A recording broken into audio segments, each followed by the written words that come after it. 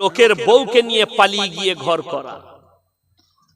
অনেকজন মনে করেছে মৌলবীকে কে জিজ্ঞেস করবে। তোমার জানা নেই কোন মৌলবী, কোন আলেম, কোন হুজুর কেউ যদি লোকের বউকে নিয়ে পালিয়ে আসে, জেনে শুনে যদি বিয়ে পড়ায়, এই মৌলবীর জাহান্নামে যাওয়া থেকে কেউ রুখতে পারবে না। এটা রেখে রেখে দিবেন জেনে শুনে। আর কেউ যদি মৌলবীর কাছে চুরি করে মৌলবীকে ধোঁকা দিয়ে কাজ করে থাকেন, সেই লোকের জান্নাতে যাবার রাস্তা নাই। যে এক নম্বর সে একটা ইলিমওয়ালা আলেমকে ধোঁকা দিয়েছে। কেন? তার আগের স্বামী ডিভোর্স না দেওয়া পর্যন্ত, ইদ্যত না পালন করা পর্যন্ত পৃথিবীর গোটা পৃথিবীর মৌলবী কাবা ঘরের ইমাম নিকাহ পড়ালেও নিকাহ হবে না।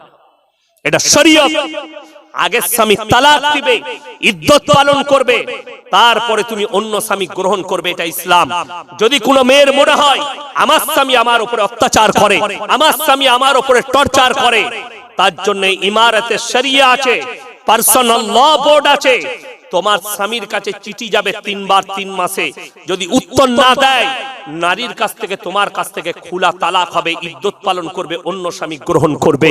কিন্তু জেনে রেখে দিবেন, যে মেয়েরা মিথ্যা অপবাদ দিয়ে, স্বামীর অপবাদ দিয়ে যারা এইভাবে তালাক নিচ্ছে, কিয়ামতের দিনে তুমি জান্নাতের খুশবু পর্যন্ত পাবে না। অনেক মেয়ে স্বামীর নামে মিথ্যা অপবাদ লাগায়। কেন? সে জিনায় যখন লিপ্ত হয়ে যায়, পরকীয়ায় লিপ্ত হলে স্বামীর নামে অপবাদ দেয়, আমার স্বামী অত্যাচার করে, অথচ তার স্বামী অত্যাচারী নয়। এই মহিলা বিপদে পড়বে। আমার ভাই, কোন যুবক যদি এটা মনে করেন আমি লোকের বউকে নিয়ে পালিয়ে আসছি, যতদিন ঘর করবেন জিনা করা হবে। ওই অবস্থায় বাচ্চা পয়দা হলে হারাম বাচ্চা পয়দা হবে। আমার ভাই, ওই জন্য অনুরোধ করছি, বেঈমান কাফেরের অনুসারী হবেন না, রাসূল আকরাম সাল্লাল্লাহু আলাইহি সাল্লামের অনুসারী হন। আপনি কোনো কিছু কাজ করলে আলেমের পরামর্শ নেন, আপনার যারা ইসলামের লয়ার তাদের কাছে পরামর্শ নেন। কুরআন হাদিসের জ্ঞান আছে, আপনার কাজটা শরীয়ত মোতাবেক কিনা আপনি পরামর্শ নেন। আল্লাহ তাআলা শুনেলেন, কিয়ামতের সকাল পর্যন্ত যতগুলো পাপ আসবে, সব পাপকে ট্যাকেল করার জন্য কোরআন রেডি হয়ে দাঁড়িয়ে আছে, রাসূলের হাদিস রেডি হয়ে দাঁড়িয়ে আছে। আপনি কি মনে করছেন ইয়াসিন সাহেব মারা যাবে আর এই বক্তা আসবে না? বড় বড় আলেমরা চলে যাবে, কিয়ামতের সকাল পর্যন্ত দেখতে পাচ্ছেন এই তালবিলিম। আমরা চলে যাব, আমাদের সন্তানরা দাঁড়াবে। ইয়াসিন মারা যাবে, আর একটা ইয়াসিন তৈরি হবে ইনশাআল্লাহ। একটা শেখ চলে যাবে, আর একটা শেখ তৈরি হবে। ওই জন্য ইসলাম মিটবে না, কোরআন থেকে যাবে। কিয়ামতের আলামতের মধ্যে মারাত্মক আলামত শুনেলেন নবীজি সাল্লাল্লাহু আলাইহি সাল্লাম। মুসান্নাফ ইবনে আবু শাইবার হাদিস। গোটা পৃথিবীতে হে আমার সাহাবীরা, সমস্ত মসজিদগুলো মুসল্লিতে ভরে যাবে। রাসূলের হাদিস। সাহাবীরা বললেন, ইয়া রাসূলুল্লাহ, সেই নামাজিগুলো কেমন হবে? নবীজি বললেন, হে আমার সাহাবীরা, দুঃখের সঙ্গে বলছি, সেগুলো হবে সুদখোর নামাজি। বড় বড় অট্টালিকা বাড়ি বানাবে, বড় বড় শপিং মল বানাবে, ইমানদার খুঁজে পাওয়া মুশকিল হয়ে যাবে। ওই জন্য সবাই হাত তুলে বলুন তো, কোরআনের সাথে কে কে সম্পর্ক করবেন? হাত তুলেন, সকলে জোরে বলুন ইনশাআল্লাহ। কোরআনের সাথে সম্পর্ক করুন, খালি পরকালটা সুন্দর করার জন্য। আজকে আপনি জানেন না, এই যে মাদ্রাসা, এই মাদ্রাসা অনেক জনার মনে মনে হবে, অনেক আমাদের সমাজের লোক আছে, তারা বলে জলসা করে কি লাভ? ধরেলেন জলসা করে কোনো লাভ হলো না, জলসা বন্ধ করে দেন। আপনি মসজিদ করেছেন, গ্রামের 90% লোক নামাজ পড়ে না, 10টা লোক নামাজ পড়ে, তাহলে যখন পড়ছে না মসজিদটা ভেঙে দাও।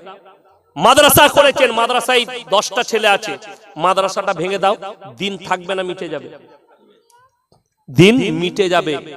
কিন্তু আল্লাহর কসম করে বলছি, এই মাদ্রাসায় যদি একটা তালবিল ইলম থাকে, এই মাদ্রাসাকে কায়েম রাখুন। মসজিদে যদি একটা লোক গ্রামের নামাজ পড়ে, তার লেগে মসজিদ কিয়ামত পর্যন্ত কায়েম থাকবে। এই জলসা আপনাকে বছরে বছরে করতে হবে, যাতে মানুষের কাছে হারাম হালালটা পৌঁছায়। বছরে একবার তার দিমাগটা ঝাল হয়, একবার যেন সে দিন বুঝতে পারে। ওই জন্য আমাদের দেশে তো এখন 3টে কোয়ালিটির নামাজি, বিপদটা ওইটাই। কটা বললাম? 3টে। একটা হচ্ছে 5 ওয়াক্তের, একটা জুম্মার, আর একটা ঈদ আর বকরা ঈদ। ঈদের দিনে লাপাই কোন মাল কটা বেশি? যারা জীবনে নামাজ পড়ে না, খালি ঈদ আর বকরা ঈদ। আমি যেখানে নামাজ পড়াই 15টা গ্রাম নামাজ পড়ে আমার পেছনে, একজন এসে আমাকে নামাজের আগে বলছে, হুজুর কি ব্যাপার, নিয়তটা বলে দিবেন তো। আমরা মোটেই বলবো না। আমি বললাম, সানা জানিস? জানি না। আত্মা জানি না, বুঝি কিছু জানি না। না, আমরা নিয়ত নিয়ে কি করবি?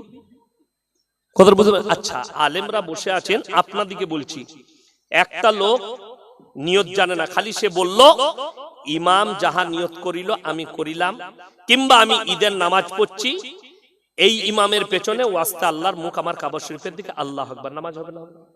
হয়ে যাবে। কিন্তু সে যদি সানা না জানে, রুকু সিজদার যদি আপনার তাসবিহ না জানে, আত্তাহিয়াতু না জানে, দরুদ শরীফ না জানে, দুআয়ে মাসুরা না জানে, নামাজ হবে? নামাজ হবে না। তো এই কিচ্ছু জানে না, খালি নিয়ত নিয়ে মারামারি করবে।